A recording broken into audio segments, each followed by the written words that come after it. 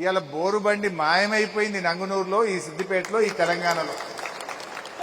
కేసీఆర్ గారు చేపట్టిన సాగునీటి పనులు, అది కాళేశ్వరం అయితే, పాలమూరు రంగారెడ్డి అయితేనేమి, సీతారామ అయితేనేమి, దిండి ఎత్తిపోతల పథకం అయితేనేమి, చెరువులైతేనేమి, చెక్ డ్యాములైతేనేమి, ఈ రాష్ట్రం సస్యశ్యామలమైపోయి భూగర్భ జలాలు 6 మీటర్ల ఎత్తుకు పెరిగినాయంటే అది కేసీఆర్ గారి కృషి.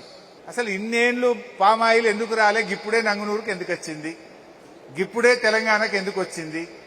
మరి వెనకటగా అశ్వరావుపేట కాడ, సత్తుపల్లి కాడనే ఎందుకు పెట్టిండ్రు అంటే, అశ్వరావుపేట, సత్తుపల్లి అనేది సముద్ర తీరానికి 100-120 కిలోమీటర్ల దూరంలో ఉంటది గనక, సముద్ర తీరానికి దగ్గరగా ఉంటే గాలిలో తేమ శాతం ఉంటది గనక అక్కడ మాత్రమే పామాయిల్ బండేది.